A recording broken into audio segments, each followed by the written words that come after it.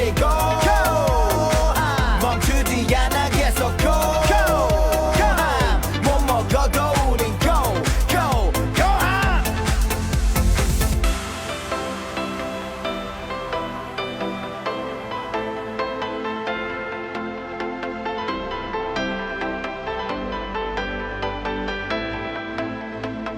Yo. 그 어느 것보다도 순수한 땀 승리보다 값진 것이 crown 스폰서는 팬들로 충분해 챔피언을 보다 이제 고작 한 걸음일 뿐 우린 더 폭폭을 넓혀지 희박한 가능성 우리에겐 부시 we don't boy no competition 불이 붙은 지금 화제의 중심 정상이 아니면 충분치 않은 그때까지 불면증은 불치 코앞에 와 있는 듯한 트래픽 목표를 더 높이 강한 자가 살아남아 각원 바람 담아 우리 최고가 되고 최초가 돼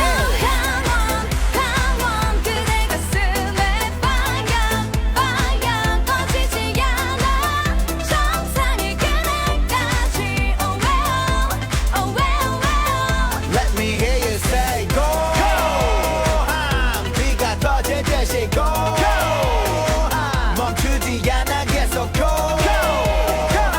못 먹어도 우린 go 소리쳐 강원 Let me say fire 지지 않아 정상이 그날까지 소리쳐 강원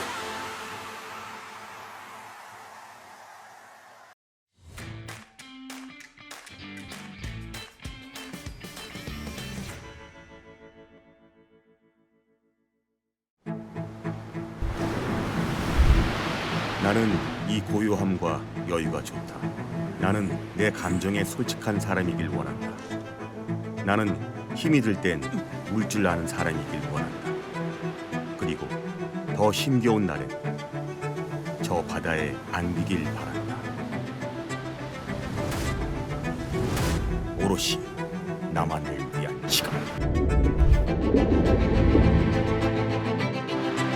3, 2, 1, 입수. 오빠, 오늘 싱싱한 회껌 좀 있어요? 있어요.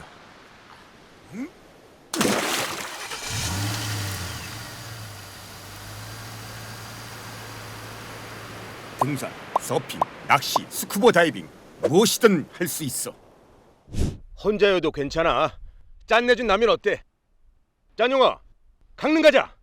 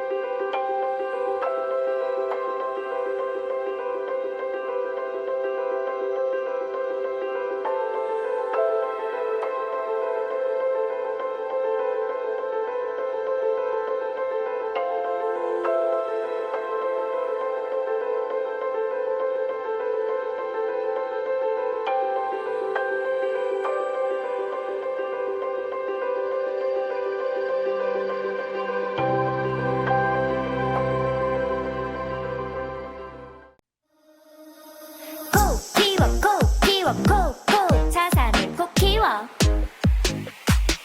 NH 콕뱅 간편하게 콕뱅 식품반에 콕뱅 내 손안에 콕뱅 NH 콕뱅 자산을 꼭 키워 모아서 콕 키워 한눈에 콕 키워 NH 콕뱅 콕 갈수록 자산을 더 커져가니까 콕 키워 NH 콕뱅 생명이 시작되는 땅, 강원도. 그 중심에는 강원일보가 있습니다. 미디어 융합 시대를 선도하는 강원일보. 새로운 100년을 향해 힘차게 열어가겠습니다. 통일시대, 강원도시대. 대한민국 중심에는 강원일보가 있습니다.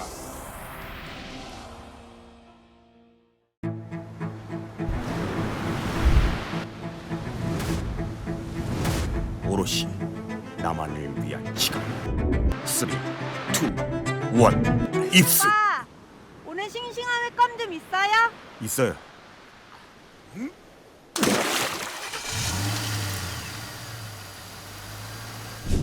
혼자여도 괜찮아.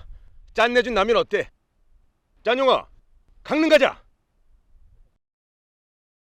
NH 컵뱅 편하게 컵뱅 식겁한 컵뱅 내 손안에 컵뱅 NH 컵뱅 세상의 쿠키와 모아서 쿠키와 한눈에 쿠키와 컵 NH 컵뱅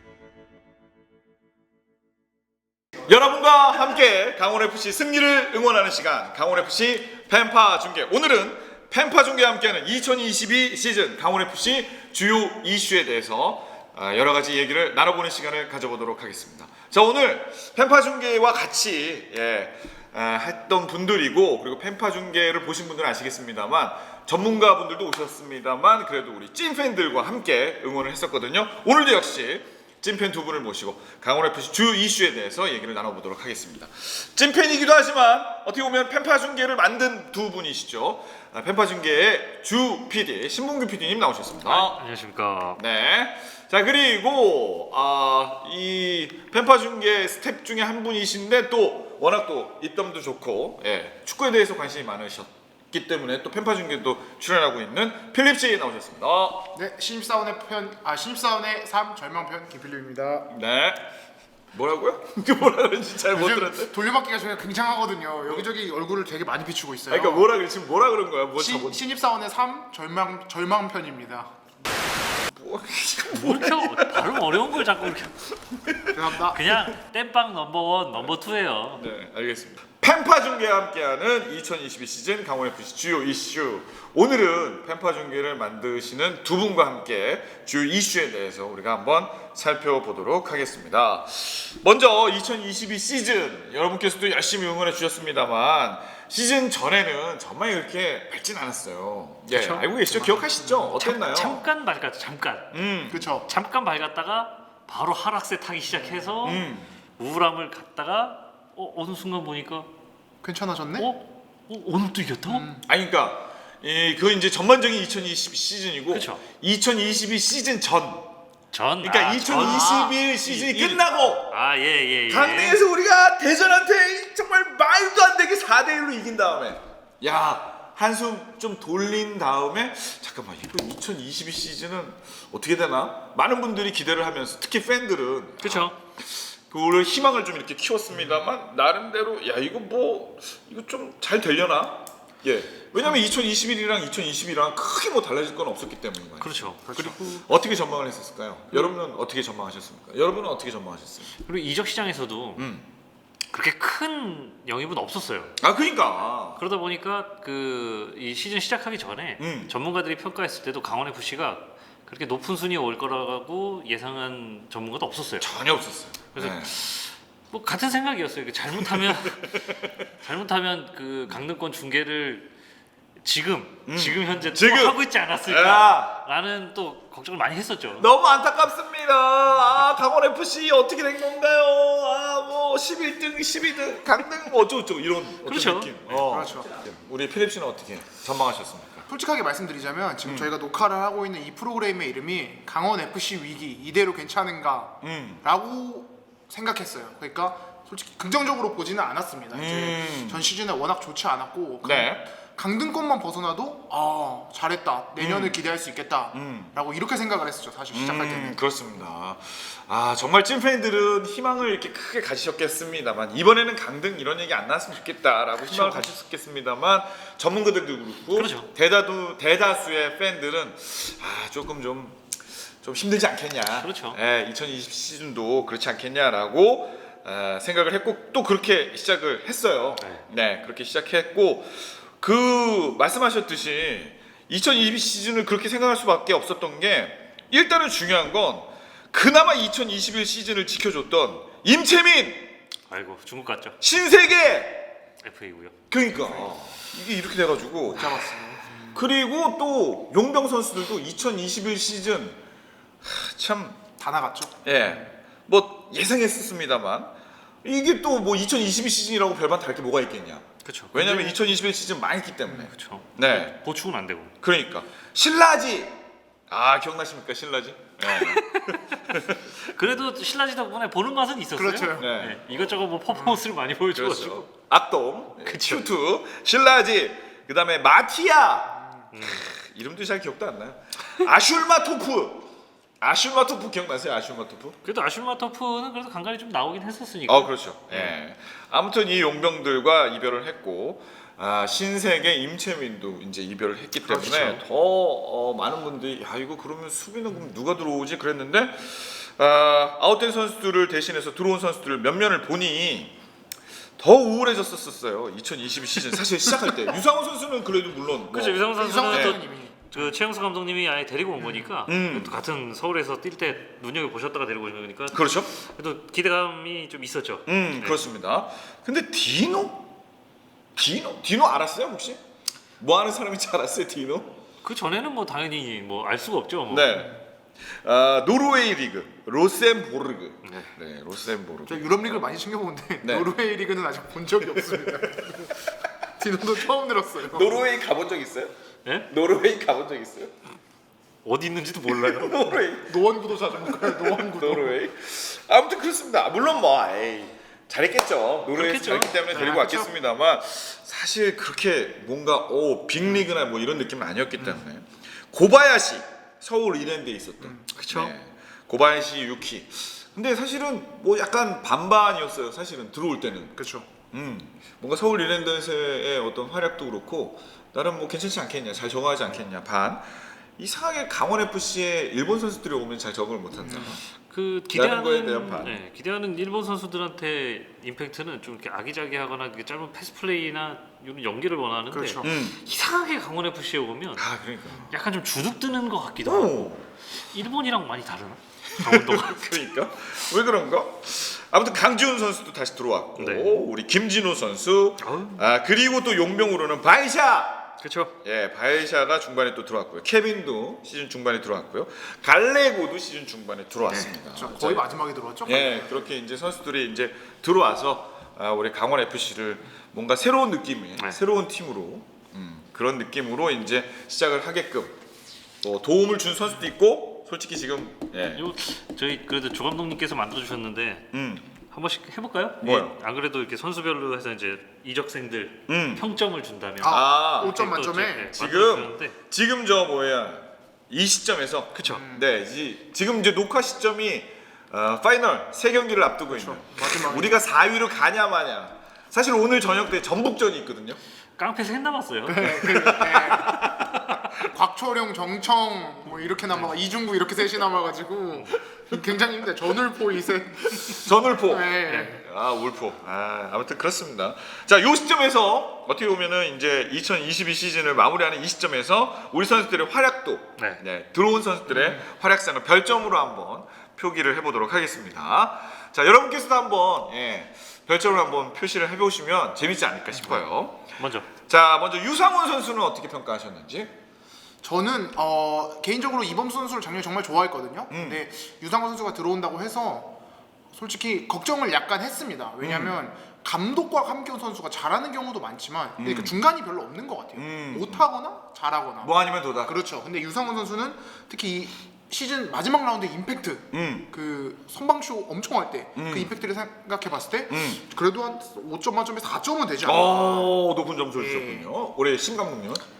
저도 4개 아니면 4개 반. 오. 그거 이제 남은 그 별점은 뭐 다른 게 아니고 가끔 이제 킥이나 이제 연계가 조금 이제 실수가 나올 때가 있는데 요것만 보충해준다고 하면 제가 보기엔 뭐 만점짜리 강원 FC 골키퍼가 되지 않을까. 그렇구나. 알겠습니다. 여러분은 별 몇 개를 주셨는지. 자, 그리고 디노 이슬라모비치. 디노의 활약. 이 친구는 뭐 그냥 넘어갑시다. 한 골, 네. 별 하나. 별 하나? 그 하나 넣었으니까. 그냥 평가 불가로 하겠습니다. 판단 기준이 없어요. 그러면. 그렇습니다. 네. 예. 좀 아쉬웠어요. 예. 처음에 딱 부상만 나오자마자 그냥 바로 그냥 한 골 넣어가지고 야 이거 뭐 야 우리도 용병 덕 좀 보는 거 아니야? 막 이런 물건이구나, 이 친구. 근데 좀 아쉬웠어요. 정말 물건이었어요.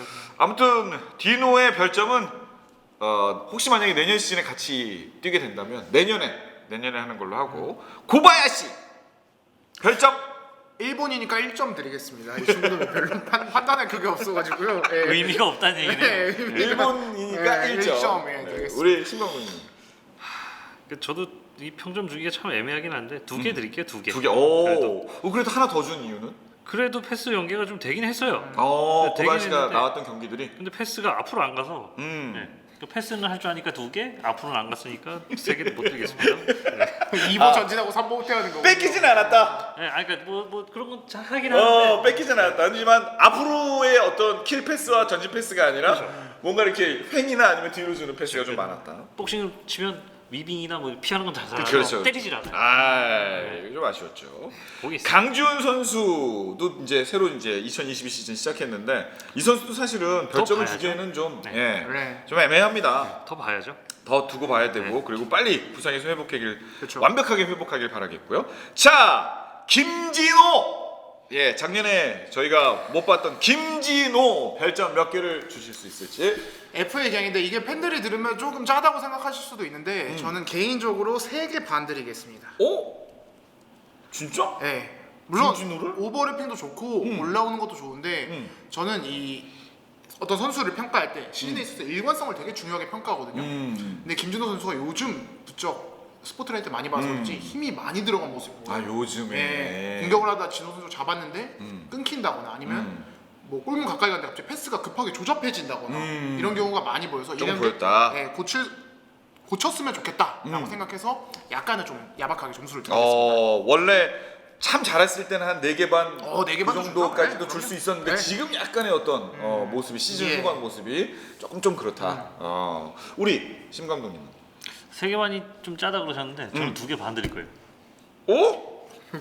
야 우리 강원 FC 그나마 나름 왠지 알아요. 나름 왠지 괜찮네요. 알아요. 왠지 알아요. 그러니까 왜, 왠지 왜, 알아요. 왜? 그러니까 이게 지금 대표하는 지금 젊은 선수가 딱 2명이잖아요. 지금 강원 FC 올 그 가장 활약을 했던 그렇죠. 젊은 선수 둘이 이제 양현준이랑 양김이죠, 양김. 네, 김진호인데 사실 김진호도 자리가 좀 남아서 출전 기회를 얻은 덕도 좀 있어요. 네, 그렇죠. 네, 덕도 강지훈 좀 있어요. 선수가 좀 그렇죠. 부상을 당한 네. 바람에. 그러다 보니까 이제 제가 기대하는 거는 이 젊은 선수가 내년에 이제 다 멤버들하고 또 이제 분명히 이제 전력 보강이 또 될 거예요. 그렇겠죠. 여기서 살아남을 수 있느냐 그 기대감으로 점수 별점을 딱 반반 드릴 거예요. 네, 그러니까 이 2개 반은 내년에 채워주셨으면 좋겠어요. 그런 의미로. 네, 그러니까 올 시즌 성적은 만점 드린 거예요. 저는 네, 내년 그러니까 굉장히 활약이 두드러지고 그 다음에 그걸 예상이 가능했던 선수이기 때문에 기용된 게 아니라 그렇죠. 사실은 정말 소위 얘기해서 뛸 선수가 이 선수밖에 없었기 때문에 그렇죠. 소위 땜빵 차원에서 땜빵 넘버 1, 넘버 2예요. 네 알겠습니다. 들어갔는데 그것도 기회를 잘 잡은 거. 근데 내년에는 혹시 또 그렇죠. 어떻게 될지 얼마나 더 모르니까. 준비를 주전 경쟁을 이제 해야 되니까. 저도 김진호 선수를 굉장히 높이 평가하는 게 사실 기회는 준비해야 이게 잡을 수 있는 거잖아요. 그렇습니다. 그러니까 평소에 얼마나 준비를 해왔었는지 이게 보이기 때문에 내년에 이 2개 반을 채워주길 기대하면서 저는 올해는 만점. 네, 그렇구나. 올해는 만점. 하지만 별점은 2개 반. 2개 반. 딱. 내년까지 부탁해. 그렇죠. 이렇게. 자, 그리고 시즌 중반에 들어왔던 발샤. 네, 발샤의 평점은 어떻게 두 분은 평가하셨는지.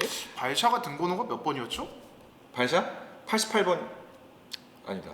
기억이 잘 안 난다는 98번? 얘기예요. 90 몇 번인가 80 몇 번이었던 것 같아요. 98번이었나? 네. 98번이었나요, 발샤가? 그럴 거예요. 98번일 예, 거예요. 예, 예. 아, 88은 황문기. 네, 98이 1.98점 드리겠습니다. 1.98. 예. 점점 산으로 가고 있는 거 아니에요? 그게 지금? 아니라 이게 이유가 있어요. 이게 재미를 위해서 그런 거고 사실 저는 이 팬 여러분들 중에 해외 축구 좋아하시는 분은 기억할 거예요. 2010년대 중반에 그 바리샤식 티키타카 축구 굉장히 좋아하는 편이거든요. 반대로 저는 질라탄 선수를 굉장히 좋아하지만 그렇게 막 힘으로 막 다 때려박으려고 하는 선수는 크게 높게 평가하지 않는 편인데 바리샤 선수가 딱 그래요. 그런 느낌이다. 네, 피지컬로 밀어붙이려고 하니까 정작 팀적인 연계에 있어서는 좀 끊기는 맛이 있어요. 이 선수가 딱 공을 잡았을 때 그러니까 매끄럽게 흘러가는 느낌이 뭐 이정엽 선수나 김대원 선수나 그런 선수가 잡았을 때보다 느낌이 덜하다. 그래서 오히려 그 역할을 더 해줬으면 좋겠다. 그렇죠. 우리 그렇죠. 축구에게. 예. 이게 원톱을 확실하게 설 게 아니라면 좀 내려와서 했어야 되는데 역할이 이도저도 아니다. 그래서 점수도 이도저도 아닌 1.98점. 정말 이도저도 아니에요. 네, 드리겠습니다. 1점도 아니고 2점도 아니에요. 네. 네. 자, 우리 신감독님 어떻게 보셨는지. 전 2개요. 2개. 네. 그렇게 뭐 후하지 않네요. 0.2점, 0.02점 높네요. 저는 그 사실 2개도 조금 그래도 후하게 평가해드린 건데 사실 최용수 감독님께서 이제 발샤를 영입을 했을 때 분명히 기대했던 거는 단단한 센터 포워드를 두고 양쪽 윙에 김대원이라든지 양현준이 좀 프리하게 움직일 수 있게 그렇지. 지탱을 해주거나 연계를 해줄 선수가 와야 되는데 사실 같은 포지션에 이정엽 선수와 비교를 했을 때 외국 선수를 데리고 온 효과가 있나? 라는 생각이 좀 드는 거죠. 그러니까 차라리 이정엽을 대체할 만한 카드가 와야 되는데 그렇죠. 뭔가 이렇게 대체라기보다는 그냥 이거 뭐 이정엽 힘 빠졌을 때 그냥 잠깐 나와주는 그쵸, 뭐 어떤 예. 그런 느낌. 예, 그런 느낌이 돼버렸고 원래 사실은 그 발샤 선수가 메인이 되고 이정엽 선수가 서브가 돼야 되는 상황인데 그렇죠. 오히려 그게 반대가 됐고 제가 그리고 더 염려가 되는 건 이제 저희의 이제 고무열이 돌아왔을 때 발샤 선수가 뛸 수 있는 포지션이 있을까라는 생각이 좀 들더라고요. 그러니까 만약 지금 최용수 감독님께서는 지금 3-4-3을 많이 쓰시는데 센터 포워드는 한 명이란 말이에요. 그렇죠. 근데 과연 4-4-2나 포워드를 2명 두는 카드를 쓰실 수도 있겠지만 지금 뭐 양현준 활약 좋고요. 김대원도 김대원 좋고. 활약 좋고요. 근데 과연 그 키 큰 연계형 대형 센터 포워드를 2명을 과연 쓸까라는 생각이 들면서 발샤 선수가 설 자리가 있을지 잘 모르겠어요. 내년에 어떤 전망까지도 지금 살짝 해주셨고. 자, 우리 용병 중에 또 케빈이 있습니다. 케빈 시즌 중반에 나와서 원래 수비수로 이제 영입이 됐었는데 지금은 수비형 미드필더나 아니면 그렇습니다. 미들라인에 많이 서 있죠. 네. 자, 아무튼 케빈의 별점은 우리 필립은 몇 점을 주시겠습니까?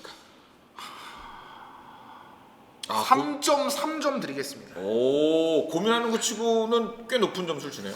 3점은 조금 모자란 것 같고요. 4점은 너무 많습니다. 그래서 3.3점 드리는데 이게 사실 상대평가 같아요. 발샤랑 갈레고가 뭐 말도 안 되게 낮은 점수를 깔아버리니까 그나마 이제 좀 팀적인 연계가 되거나 이제 중원에서 허리를 잡아주는 케빈이 도움을 줬다. 네, 상대적으로 이제 높은 평가를 받을 수밖에 없다. 왜냐면 저는 이런 걸 평가할 때 일단 국내 선수와 용병 선수는 아예 따로 떼놓고 생각하거든요. 그렇죠. 네. 아무튼 케빈은 한 중간에서 네, 조금 조금 더 높은 잘했다. 거. 네. 그런 느낌. 수능 한 4등급 정도, 3, 4등급 우리 정도. 심 감독님. 수비수로는 별 하나고요. 그 미드필더로는 그래도 3개. 별점이 좀 나눠졌군요. 그렇죠. 그러니까 수비수로서는 솔직히 저희가 그 작년에 임채민처럼 이렇게 좀 기대하는 게 좀 있었잖아요. 그렇죠. 그리고 또 네. 이제 외국인 선수면 좀 이렇게 뒤에서 이렇게 막 이렇게 든든하게 든든하게 써줘야 되는데 좀 든든함이 전혀 없었다. 네. 실수도 많이 하고 그리고 잔실수도 많았다. 자꾸 나가려 그래서.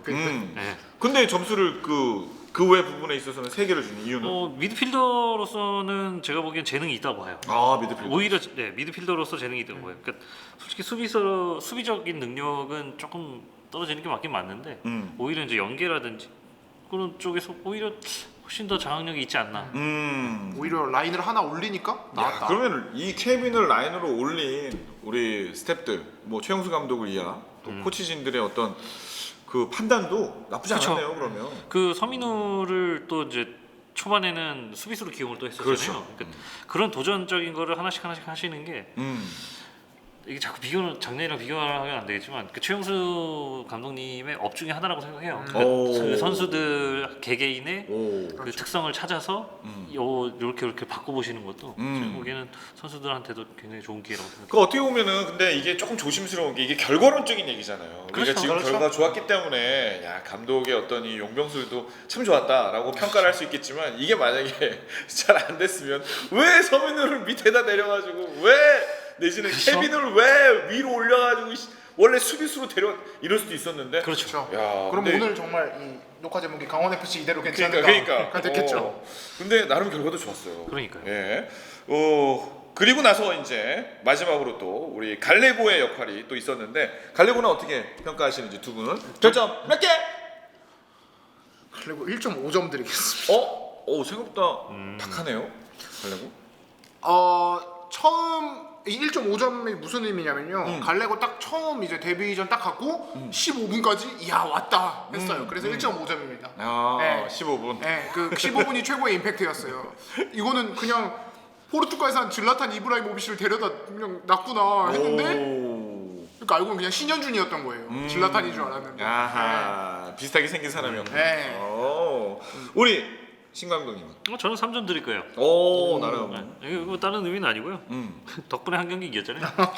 대구와의 그때 그 진짜 정말 정말 중요했던 깜짝 놀랐어요. 큰 경기긴 했어요. 정말 예상치도 않은 데서 거기서 슈팅을 해서 그게 들어갈 거라고는 빅경기.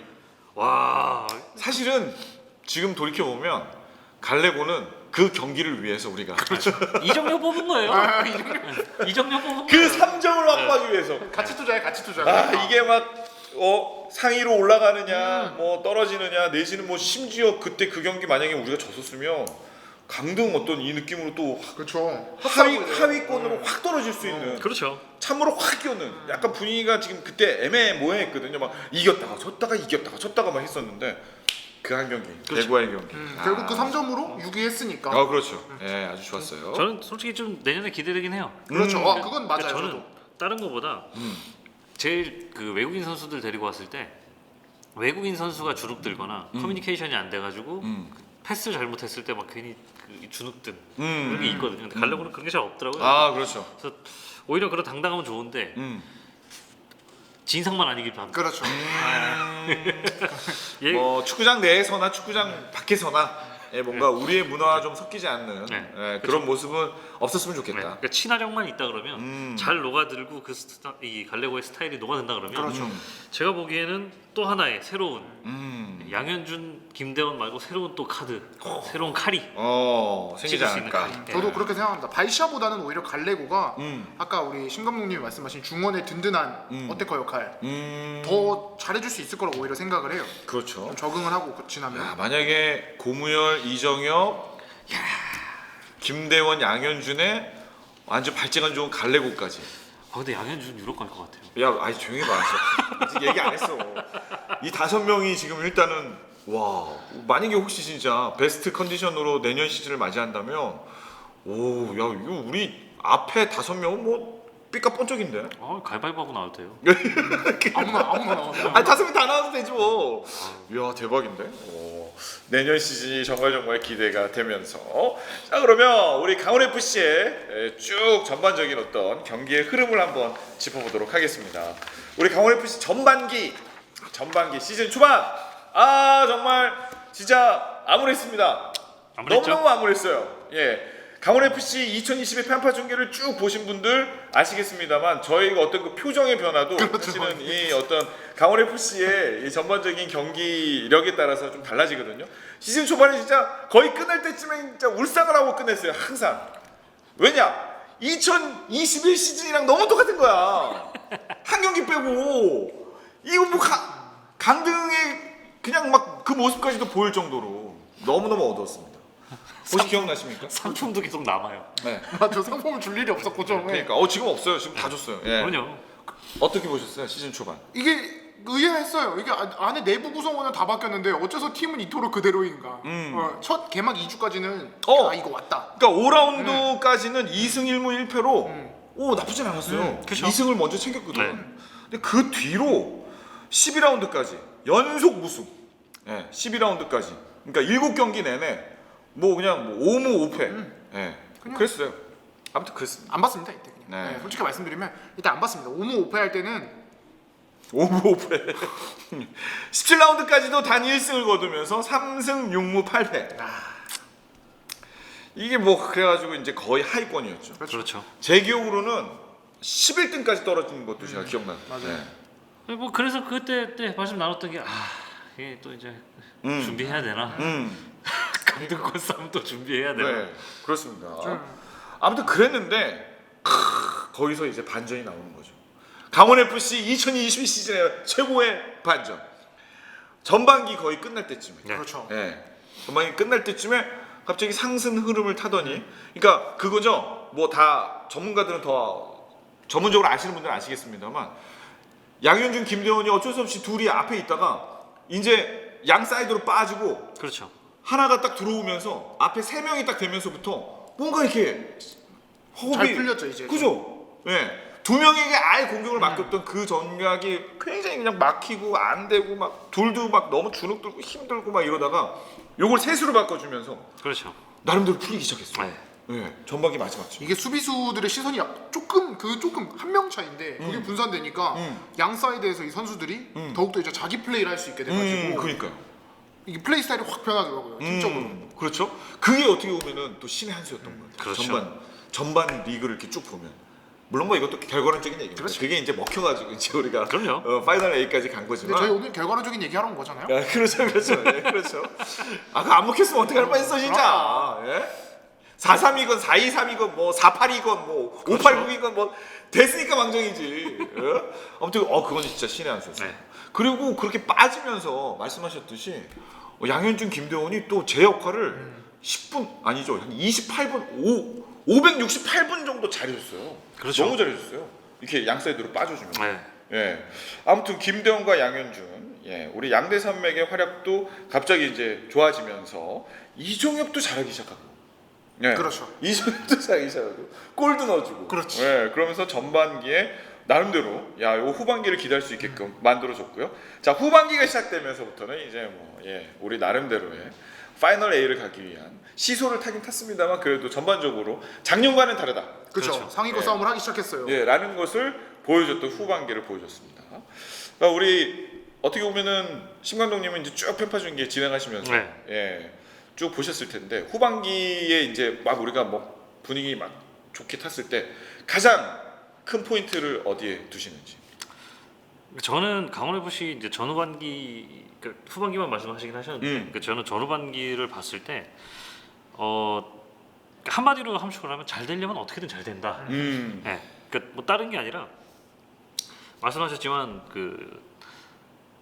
이정엽이 잘 됐던 이유 중에 하나도 아까 말씀하셨지 3명을 세우면서 이제 근데 사실 그 전에 3명을 세우고 싶어도 못 세웠던 이유가 이제 이정엽도 그때 부상이었고 부상이었어. 그렇죠. 맞아. 이정엽도 부상이었고 그래서 이제 3명을 세워보려고 디노를 데리고 왔는데 디노는 그렇지. 그러고서 또 부상이었고 또 이제 그러다 보니까 저희가 투톱을 썼잖아요. 그때 이제 양현준이랑 김대원 투톱 이렇게 썼는데 사실 두 선수가 약간 자유형 스타일이라 연계하는지 단둘이서 이제 뭘 만들어갈 수 있는 게 없다 보니까 가운데 누군가 연계해줄 사람이 필요한데 이제 그 반전이 되기 시작했던 게 이제 이정엽이 돌아오면서 하고 또 이제 중간에 이제 두 선수가 자유롭게 움직이기 시작하면서 공간이 많이 나고 이러니까 세 선수가 다 기회가 많이 나다 보니까 득점을 엄청 많이 했어요.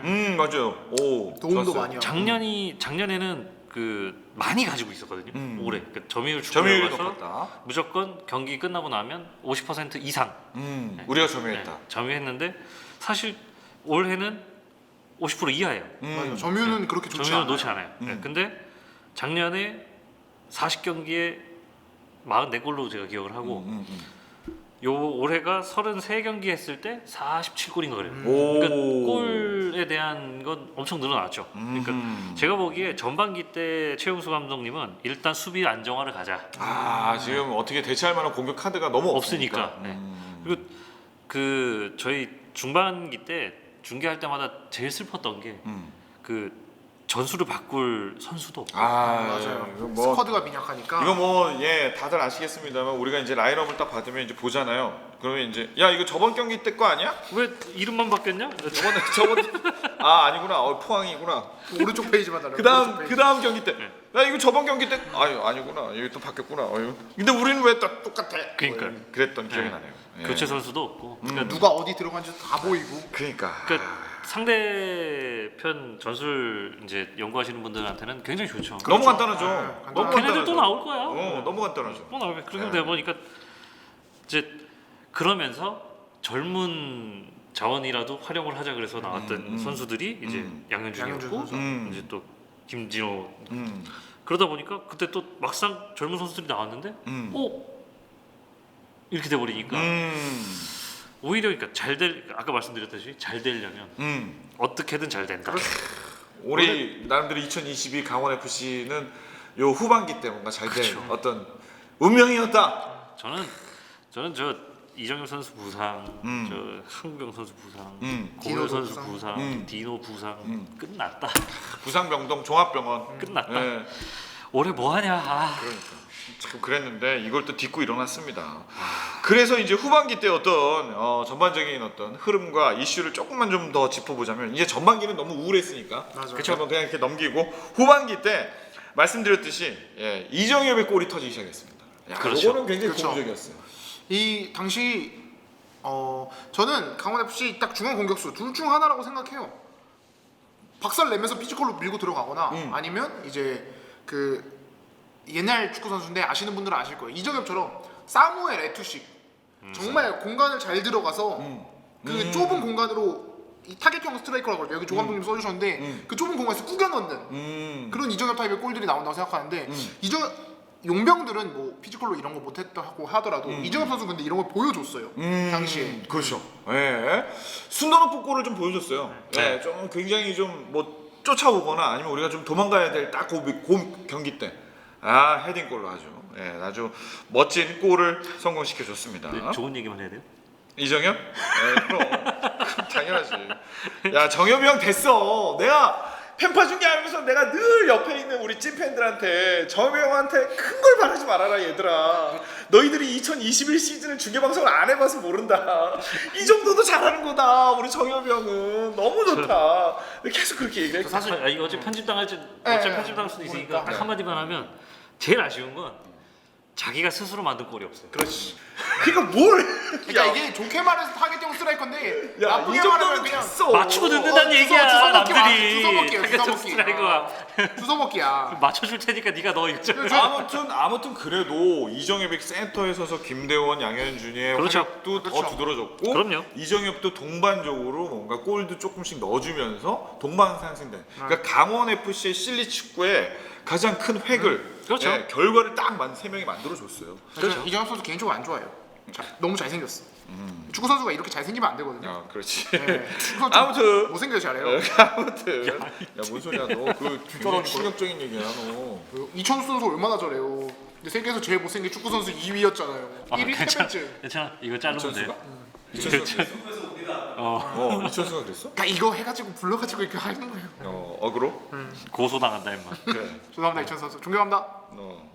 자 아무튼 우리의 그 흐름에 이정엽, 김대원, 양현준의 흐름의 좋은 흐름 속에 갈레고가 이제 또 들어오면서 아까 말씀드렸듯이 갈레고가 또 몇 골을 또 넣어줍니다. 네. 특히 대구 24라운드 요때 1대0 아우. 정말 팽팽했던 그 경기. 갈레고의 진짜 저기서 슛을 오 이렇게 됐던. 그냥 오오 오 했던. 좋았어요. 그리고 황문기도 후반에 뭐 중간중간에. 그렇죠. 예, 저희 조 감독님이 굉장히 좋아하는 선수죠. 아, 사실 황문기 선수가 잘하는데 이제 어쨌든 주전 경쟁에서 밀린 거죠. 이거 조금 아쉬워요. 예. 그래서 제가 그냥 우스갯소리로 우당탕탕 황문기라고. 예. 뭔가 약간 좀 투박한 면은 있습니다만 그래도 예, 또 저돌적인 어떤 그 느낌도 좀 있잖아요. 자, 그리고 케빈이 들어오고 또 서민우도 이제 포메이션이 이제 미들에 있다가 심지어 어떤 경기는 주전 공격수로도 나오고, 네, 올라갔었어요. 수비수로도 나오고, 야 서민우의 어떤 2022년도 재발견이에요. 우리 용수 형이 민우 군을 굉장히 좋아하시나 봐요. 뭘 시켜줘도 이 친구는 참 잘할 것 같다. 머리가 굉장히 좋대요. 라는 느낌으로. 이게 개인적으로 제 개인적인 생각으로 그 최용수 감독님 용병수를 통틀어서 물론 양현준, 김진우 이런 너무 확 티나는 이런 용병수 말고 이 물 밑에 깔려 있는 기본이 되는 용병수 있잖아요. 거기서 이게 제일 중요했다. 후반기 때 이게 제일 유효했다. 오, 서민우. 네, 라고 저는 생각합니다. 이게 저희가 스타일이 좀 변한 게 아까 신 감독님 말씀하신 것처럼 점유율이 줄었는데 이긴다라는 건 뭐냐면 역습 한 방이 결국 이긴다는 거거든요. 그렇죠. 골을 넣는다는 얘기. 근데 그러면 그 역습을 가기 위해서 이 중앙 라인의 미들 선수들이 연결해 주는 게 정말 중요한데 중요하죠. 서민우랑 케빈 선수가 그걸 생각보다 정말 잘해줬다. 그래서 이게 나름 결과가 좋았다. 네, 기본이 되는 용병술 중 제일 유효했다라고 저는 생각합니다. 그러면서 이제 우리가 좋은 흐름을 타면서 김대훈 선수가 강원FC 최초 그리고 K리그 국내 선수 두 번째로 10-10을 달성합니다. 아, 그럼요. 그리고 양현준도 뭐 여기저기서 뭐 스포트라이트 많이 받고, 그죠?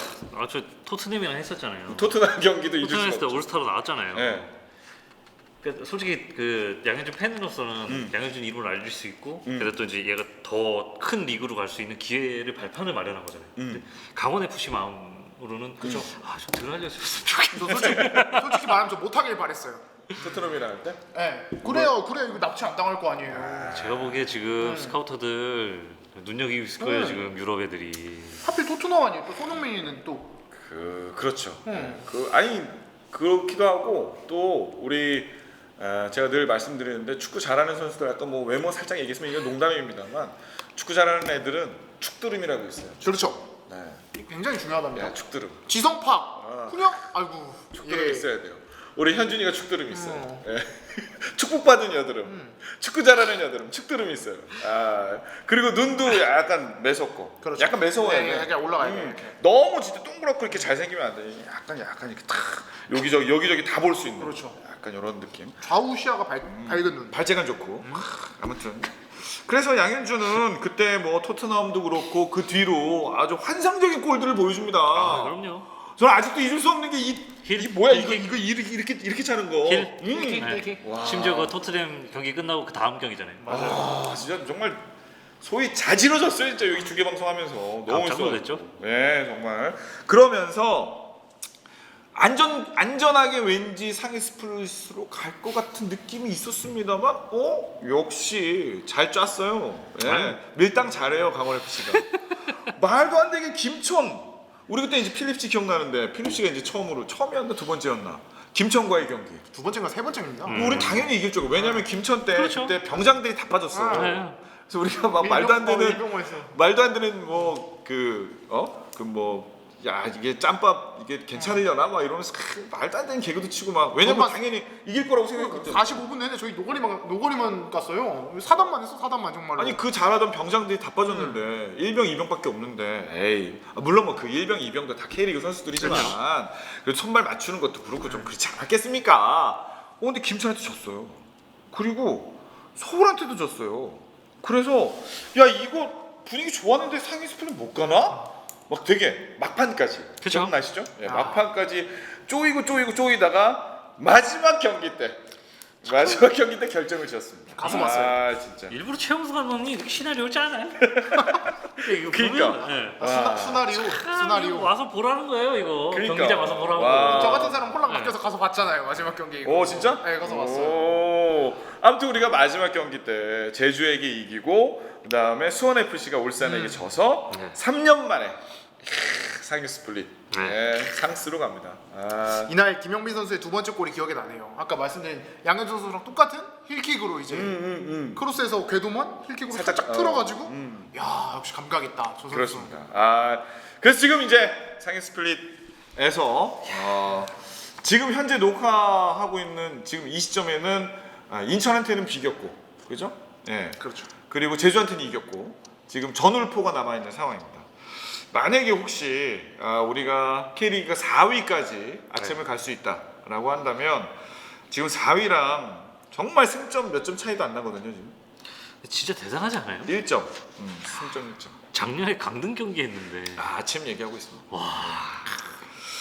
아무튼 그렇습니다. 예, 그래서 지금 우리에게 남아있는 강원FC 2022 시즌 요 남은 3경기 잘 해서 우리가 또 혹시 누가 합니까? 예, 우리 또 제작팀이 아침 가게 됐을 때 이것도 축하 파티 겸 제작비 좀 안 나오나? 이게 가서 현지 중계. 근데 진짜 강원 FC가 아침까지 가면 뭐 제작비가 문제가 아니라 저희가 신나서 그냥 따로 카메라 그냥 뭐 뻗치고 하고 펜파 중계로. 저희가 하면 되잖아요. 알겠습니다. 그러니까 이런 형식적인 거 말고 그러면 그냥 더 편하게 더 편하게 그냥 가서 그냥 이렇게 키고 그냥 아예 그냥 키고, 라이브 예. 스트리밍 키고. 그렇습니다. 술 먹고 당신들끼리 하시고 저는 출연료가 있어야지만 될 것 같습니다. 영상 통화 해주실래요?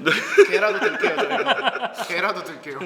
자, 아무튼 지금 현재 스코어는 지금 그렇고요. 2022 시즌 나름 우리 강원FC가 열심히 하고 또 여러분께서도 많이 응원해 주시고 한 결과 지금 상위 스플릿에서 그래도 또 아침을 노리는 지금 몇 경기를 남겨놓고 있다라는 것까지 말씀을 드리면서 자, 강원FC 2022 시즌 여러 가지 이슈들을 살짝 한번 짚어봤는데 조금 더 짚어볼 만한 이슈들이 있거든요.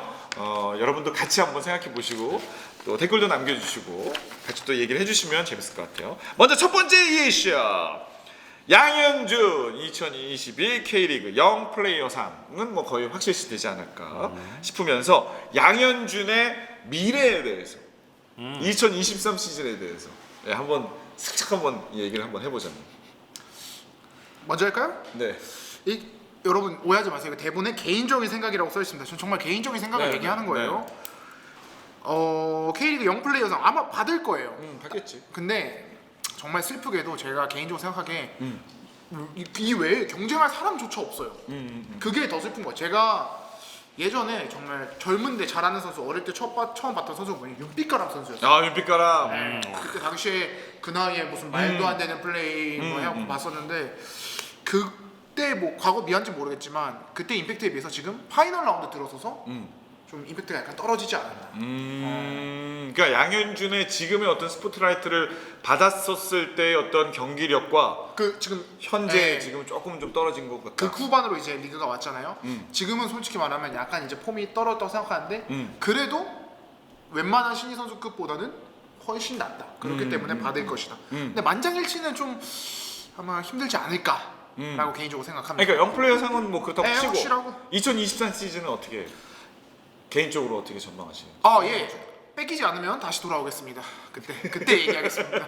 그냥 재계약을 할 수 있다면 그때 얘기하겠습니다. 그렇게 개인적으로 진짜 그렇게 생각하는 거예요? 정말요. 탐내는 팀이 많을 것이다. 많죠. 근데 그래? 이게 나이가 나이다 보니까. 그렇지. 32살 데려가는 게 아니잖아요 지금. 심 감독님은 어떻게? 양현준의 미래요? 영플레이어 상은 뭐 그렇다고 치고 미래요? 2023 시즌 2028년에 발롱도로 탈 것 같아요. 오. 진짜. 저 아시잖아요.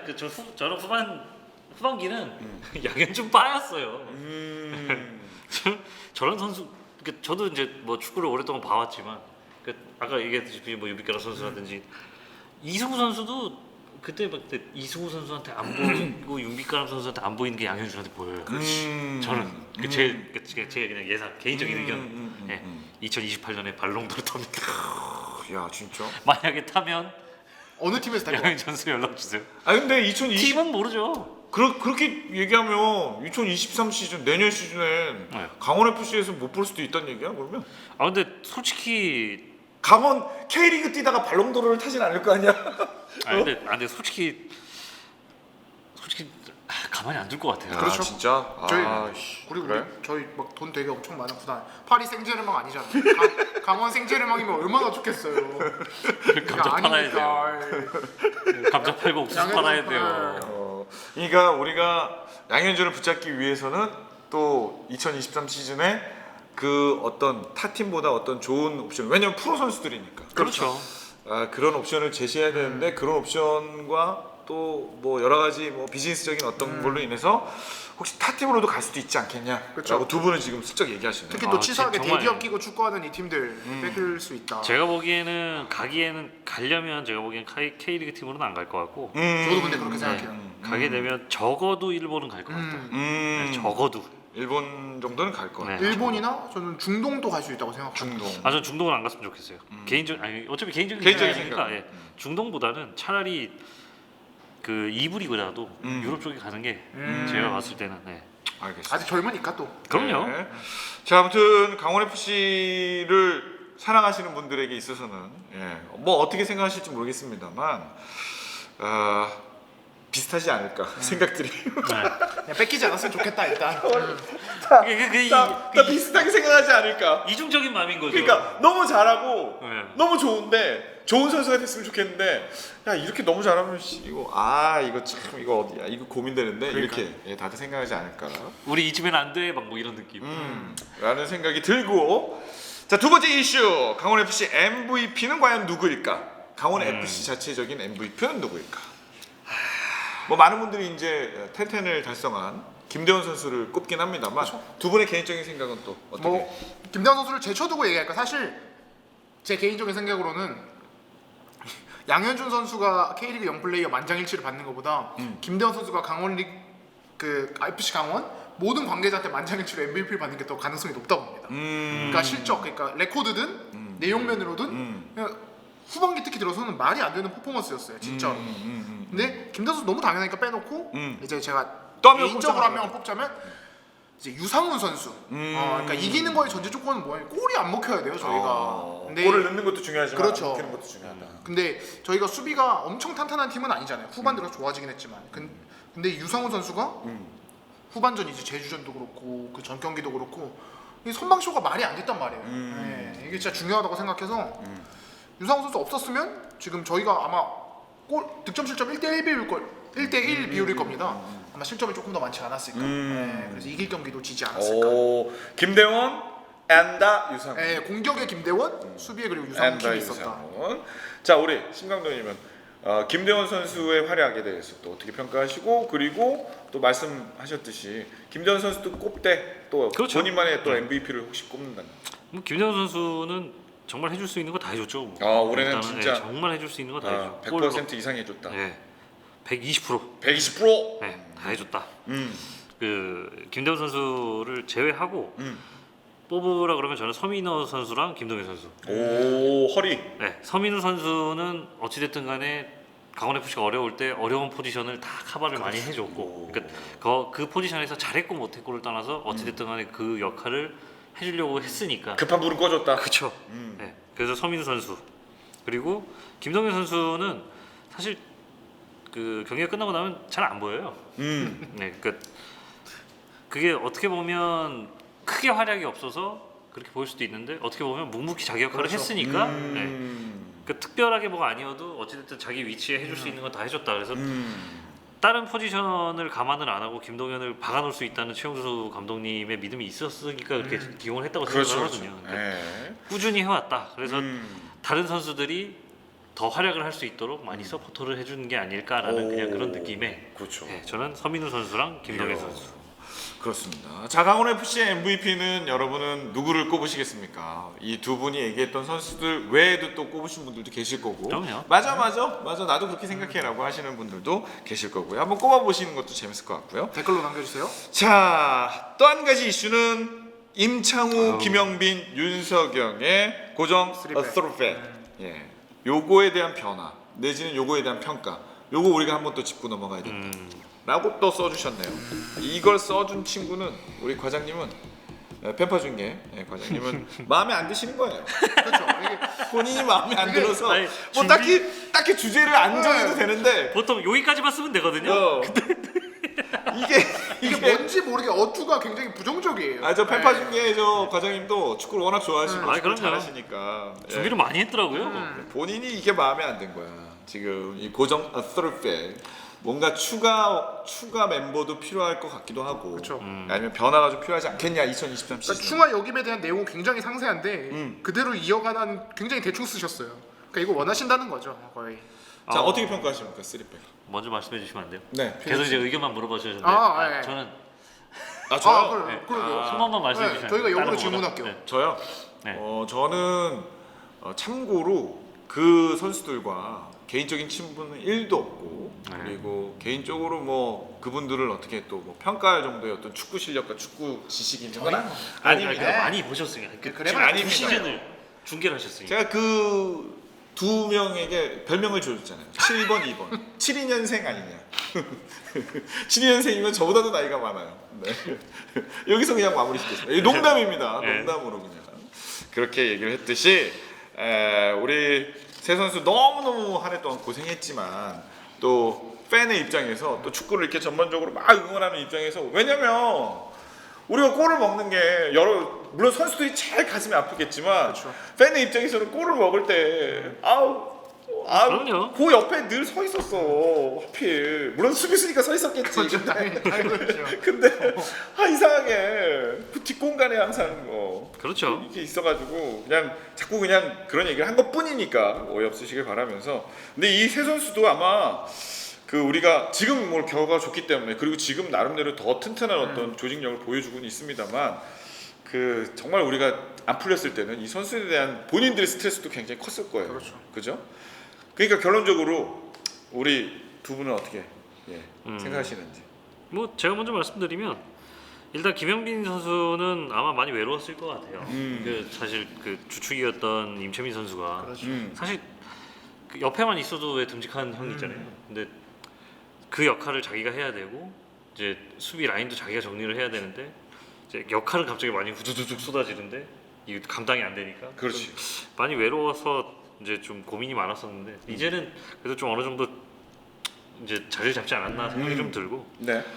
임창우 선수는 사실 그 포지션이 이제 윙백에서 아예 그냥 3백 쪽으로 좀 올라가면서 오히려 조금 더 안정이 된 것 같기도 하고 조금 더 자유로워진 것 같기도 해요. 그래서 괜찮은 것 같고 윤석영 선수는 사실 그런 생각을 많이 해요. 그러니까 이 수비 얘기를 할 때 꼭 윤석영 선수가 빠지질 않는데 사실 기대감이 커서 그래요.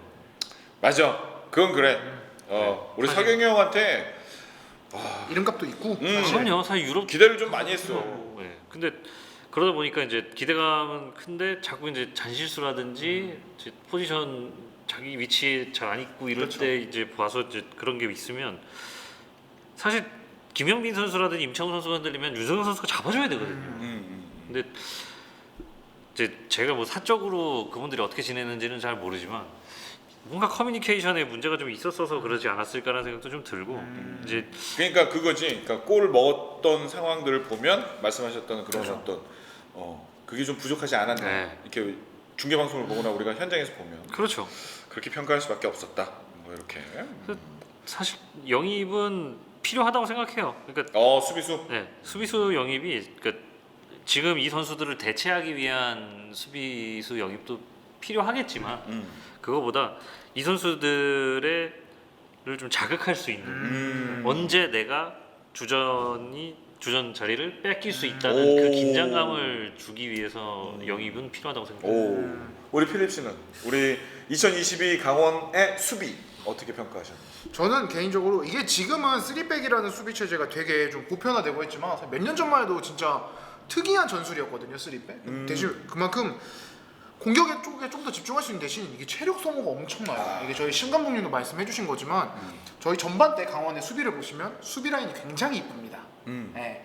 미들 라인도 이렇게 내려온 선수 내려와 있고 진짜 이뻐요. 근데 후반 가면은 이제 신 감독님 말씀하신 것처럼 옵사이드 라인도 그렇고 수비 라인이 점점 흐려져요.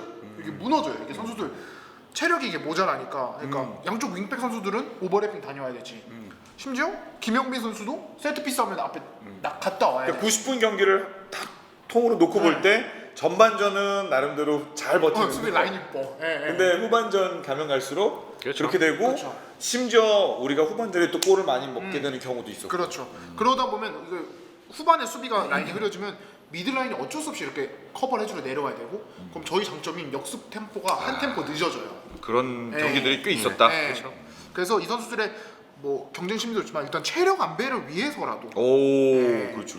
체력 안배를 위해서라도 이제 사실 세 명 중에 2명은 필요하지 않나. 네, 좀 만능 수비가 뭐 한쪽에 특화된 선수가 아니라 수비를 좀 어디든 잘 볼 수 있는 선수가 2명 정도는 더 영입이 돼야 되지 않나. 라고 생각합니다. 예.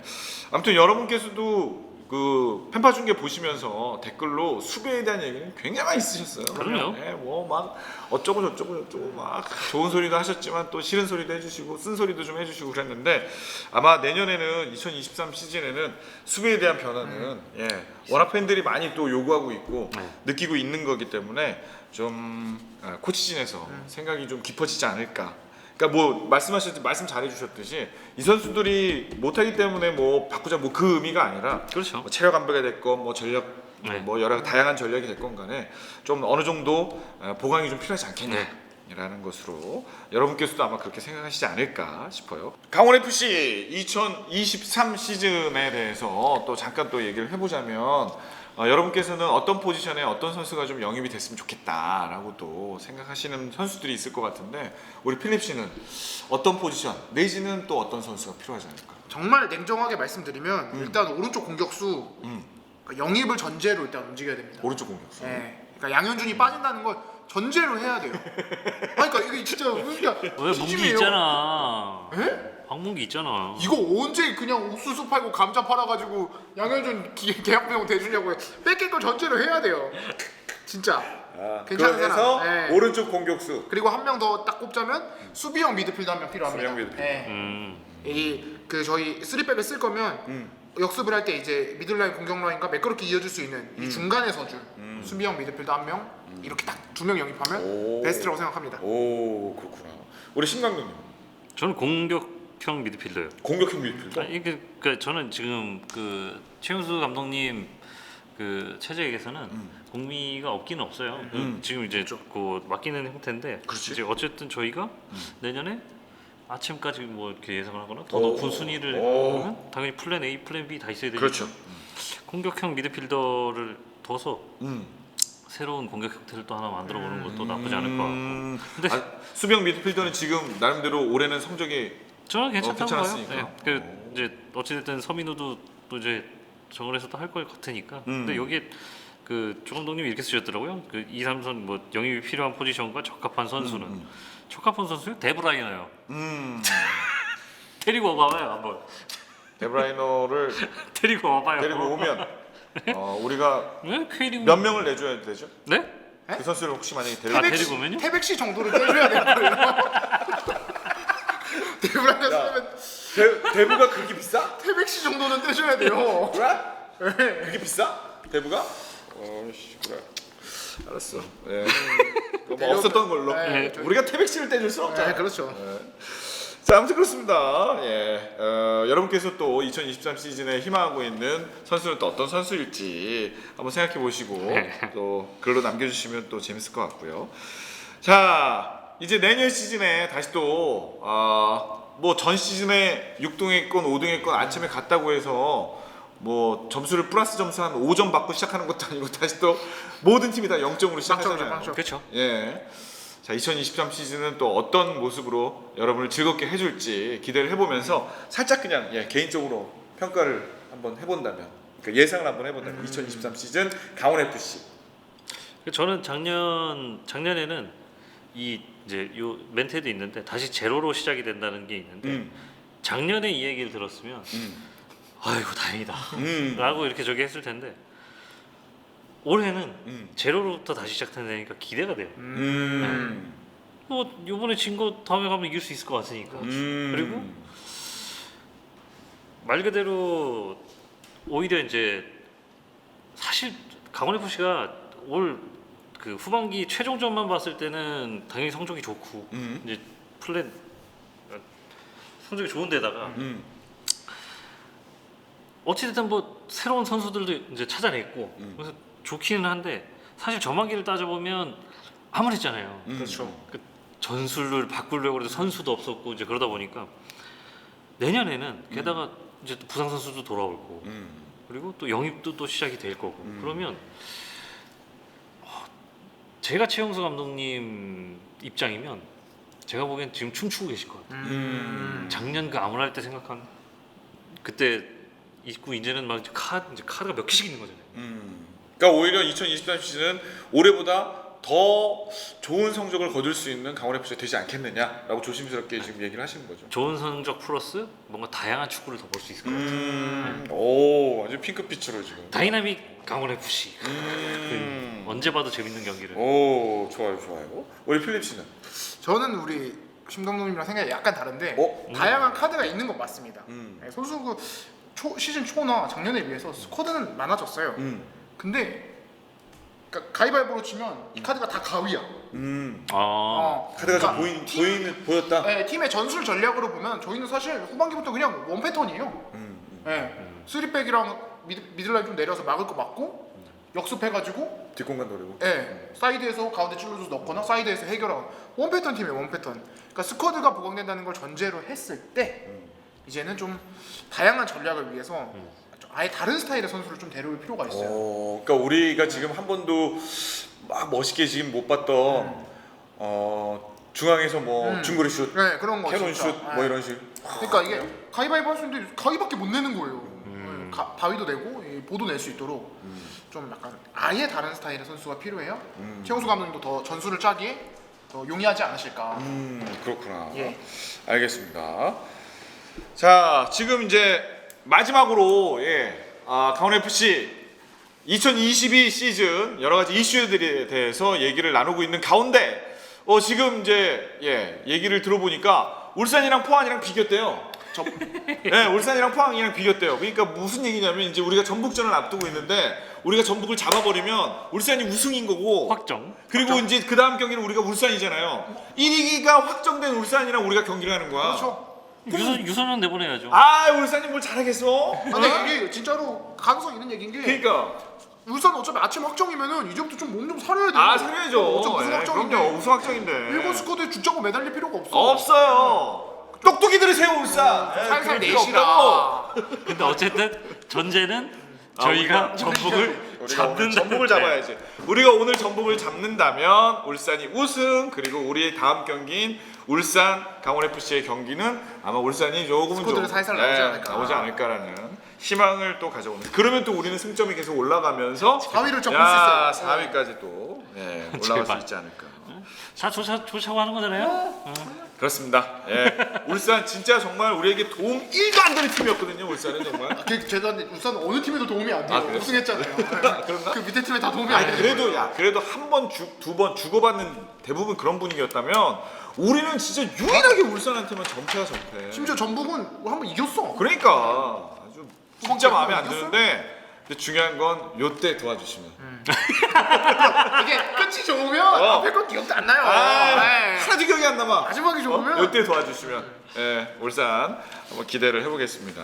또 아주 풀 전력으로 나와라 아주 그냥 아주. 아니 국가대표 프로필팀이에요. 이거 울산 근데 그것도 우승 확정 짓고 다음 경기에 풀 스쿼드로 나오면 이거 야구에서 점수 20점 쳐놨는데 도루하는 거랑 똑같은 거예요. 이게 상도가 아니야, 상도가. 그러면 빈볼 나와. 그렇죠, 진짜 빈볼 그렇죠. 나와. 그렇죠. 빈볼 나와. 상도가 아니야. 펜파 중계와 함께하는 2022 시즌 강원 FC 주요 이슈에 대해서 우리가 한번 재밌게 얘기를 나눠봤고요. 우리 두 분의 어떤 찐팬들의 여러 가지 의견들 또 얘기들 이것들은 본인들의 개인적인 생각이라는 거. 저희 어떤 제작팀과 전혀 상관이 없고 저희 제작팀의 의견과는 전혀 이게 생각해 보니까 니네가 제작팀이야. 저희가 제작진 의견이 저희 의견입니다. 그러니까 재밌게 그냥 보셨길 바라면서 자 강원FC 주요 이슈에 대해서 얘기 나눠봤던 이 프로그램은요 강원도 춘천시 강릉시 강원도체육회 강원랜드 농협중앙회 강원일보사와 함께했습니다.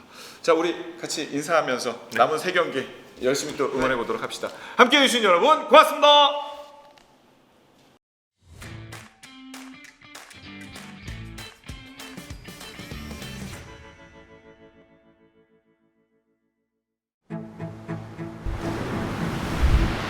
나는 이 고요함과 여유가 좋다. 나는 내 감정에 솔직한 사람이길 원한다. 나는 힘이 들 땐 울 줄 아는 사람이길 원한다. 그리고 더 힘겨운 날엔 저 바다에 안기길 바란다. 오롯이 나만을 위한 시간. 썸 2 원 입수. 오빠, 오늘 싱싱한 횟감 좀 있어요? 있어요.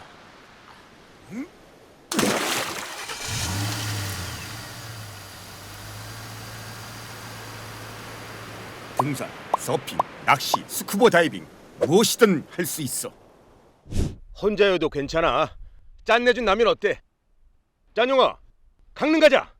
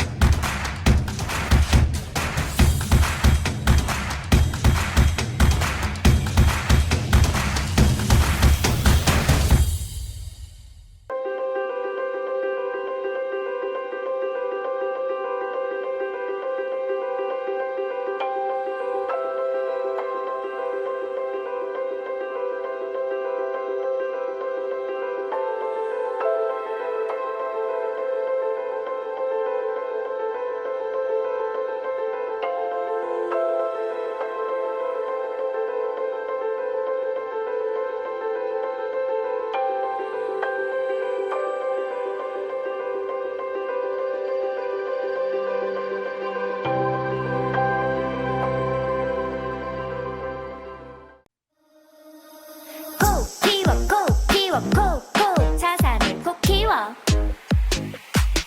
NH 콕뱅 편하게 콕뱅 콕뱅 내 손안에 콕뱅 NH 콕뱅 자산을 콕 키워 모아서 콕 키워 한눈에 콕 키워 NH 콕뱅 콕할수록 자산은 더 커져가니까 콕 키워 NH 콕뱅 생명이 시작되는 땅 강원도. 그 중심에는 강원일보가 있습니다. 미디어 융합 시대를 선도하는 강원일보. 새로운 100년을 향해 힘차게 열어가겠습니다. 통일 시대, 강원도 시대. 대한민국 중심에는 강원일보가 있습니다.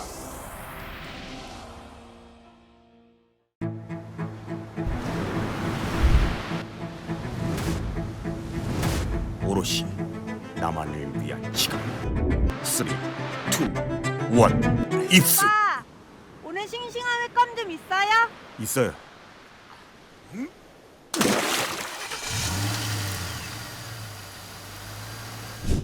혼자여도 괜찮아. 짠내준 라면 어때? 짠용아, 강릉 가자.